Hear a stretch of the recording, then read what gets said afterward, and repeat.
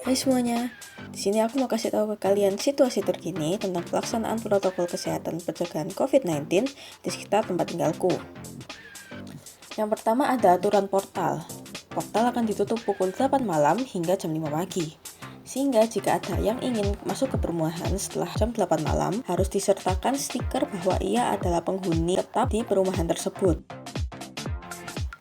Nah, kemudian yang kedua, di sini disediakan alat pencuci tangan. Sehingga untuk pejalan kaki, sebelum masuk ke perumahan harus mencuci tangannya terlebih dahulu. Kemudian banyak spanduk-spanduk yang menandakan himbauan-himbauan bahwa kita wajib menggunakan masker, disiplin dalam menjalankan protokol kesehatan, dan tertulis kawasan tertib physical distancing. Nah, itu adalah situasi terkini tentang pelaksanaan protokol kesehatan pencegahan COVID-19 di sekitar tempat tinggalku. Bagaimana di sekitar tempat tinggal kalian?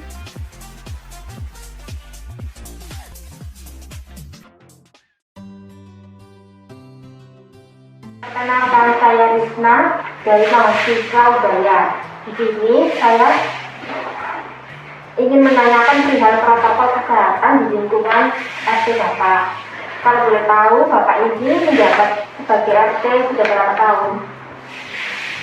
Saya sendiri menjalankannya sudah hampir 3 tahun, dari 2017 sampai sekarang ini.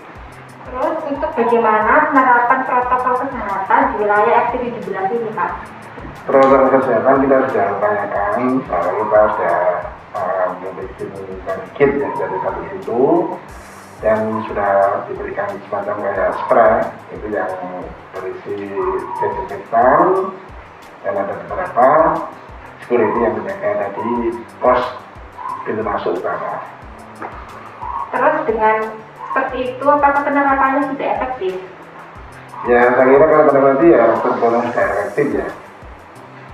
Terus apakah ada masalah yang pernah terjadi akibat pandemi COVID ini di lingkungan RT? Di tempat kita ada beberapa warga yang terkena COVID, tapi kita sudah antisipasi semuanya, yaitu dengan kita bikin semacam protokol kesehatan. Jadi warga kita semua harus kita wajib untuk memakai masker, dan sebelum masuk ke area perumahan itu kita harus cuci tangan terlebih dahulu. Dengan seperti itu, apakah ada kesulitan untuk mengajak masyarakatnya untuk selalu menaati protokol kesehatan? Saya kira tidak ada kesulitan juga, karena itu sudah dipahami sama warga kita, dan masing-masing warga wajib sekali lagi untuk memakai masker. Terus di sini apakah nggak ada kebijakan yang lebih spesifik, misalnya harus selalu pakai masker, terus dengan seperti itu kalau melanggar apa ada sanksi khususnya? Kalau kita sih dari warga kita tidak ada sanksi khusus, tapi kita harus sosialisasi warga. Ya harus kita betul-betul dari warga masing-masing harus mengetahui bahwa pandemi ini sangat-sangat kita harus perhatikan, karena itu sangat-sangat membahayakan jiwa manusia. Jadi tolong dari warga kita sudah kita edukasi itu semua harus cuci tangan dan selalu pakai masker. Terus untuk kedepannya, apakah ada rencana terkait pengembangan kebijakan masalah protokol kesehatannya? Rencananya tetap kita ada, tetap mengadakan satu one gate sistem ya, jadi seluruh keluar masuk cuma satu pintu, dan tamu dari manapun kita harus pakai masker. Kalau tidak pakai masker tidak boleh masuk. Apalagi setelah jam 9 ke atas, dari tamu dari luar harus ada izin, boleh dan masuknya itu sangat benar nanti dari RT. Berarti setelah jam 9 itu kamu dari luar nggak bisa masuk ke wilayah RT 17? Nah, bisa masuk kecuali itu betul-betul penting, apalagi semakin banyak Gojek online itu kalau masuk ke tempat kita harus mereka itu cuma tunggu dulu bukan nasi kemasan, karena nanti diantar ke security. Oh gitu. Ya sudah, saya kira seperti itu aja wawancara dari saya. Terima kasih sudah meluangkan waktunya untuk melakukan wawancara ini.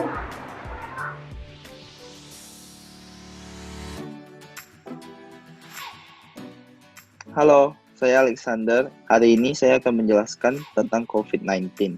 COVID-19 adalah penyakit yang menular karena coronavirus. Dan dampak dari COVID-19 ini lumayan banyak, seperti para masyarakat harus bekerja di rumah dan para pelajar juga harus belajar di rumah. Dan juga banyak pengusaha yang menengah ke atas menutup usaha mereka sendiri. Pertanyaan saya, kebijakan yang dilakukan pemerintah ini untuk menangani COVID-19 adalah? Ya, halo. Saya Karnevia. Di sini saya akan memberikan pendapat saya mengenai bagaimana sih penerapan kebijakan yang telah dibuat oleh pemerintah Indonesia terkait dengan penanganan COVID-19 ini. Ya, seperti kita ketahui, pemerintah sudah menyediakan banyak kebijakan untuk mengatasinya. Di antaranya adalah penerapan protokol kesehatan dan PSBB. Dan juga pembukaan klaster secara berkala.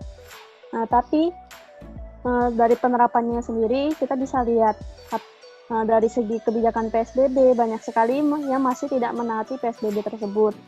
Dan juga dari protokol kesehatan juga masih banyak masyarakat Indonesia yang tidak menetapkan protokol kesehatan seperti sebagai mestinya. Apakah masyarakat Indonesia perlu mengikuti protokol dari pemerintah? Halo, perkenalkan nama saya Feliana Darmawan. Menurut saya, mengapa kita perlu untuk menaati protokol kesehatan? Karena COVID-19 ini penyebarannya kan sangat luas. Sedangkan kita juga nggak tahu siapa saja orang yang sudah terinfeksi virus ini. Jadi, untuk mengatasi dari diri kita sendiri, sebaiknya kita menaati protokol kesehatan. Pendapat kalian, apakah masyarakat Indonesia sudah melakukan protokol yang dianjurkan oleh pemerintah? Menurut saya, terkait tindakan masyarakat Indonesia dalam menaati protokol kesehatan dan kebijakan yang sudah dijalankan pemerintah itu benar-benar masih sangat tidak efektif ya. Kenapa? Karena kita bisa lihat sendiri di sini banyak sekali masyarakat Indonesia yang tidak peduli dengan adanya COVID-19 ini. Banyak yang masih keluyuran, pergi ke acara, berkumpul bersama-sama, bahkan tanpa menerapkan protokol kesehatan.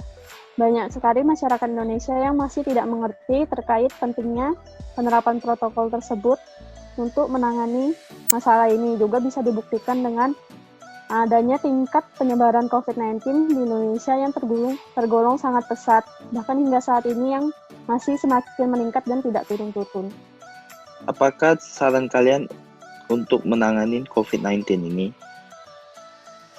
Oke, kalau menurut saya, berdasarkan kebijakan pemerintah yang ada mengenai protokol kesehatan ini, itu seharusnya pemerintah itu memberlakukan peraturannya dengan tegas. Jadi, pemerintah sebaiknya memberikan sanksi yang tegas kepada siapa saja yang memang melanggar protokol kesehatan. Lalu untuk saran saya untuk pribadi, seseorang sendiri sebaiknya setiap orang tetap menjaga kesehatan tubuh masing-masing, gitu. Seperti dengan menjaga jarak, terus meminum vitamin untuk menjaga kesehatan tubuh masing-masing. Oke, sekian dari podcast yang telah kami lakukan dari kelompok kami. Sekian, terima kasih.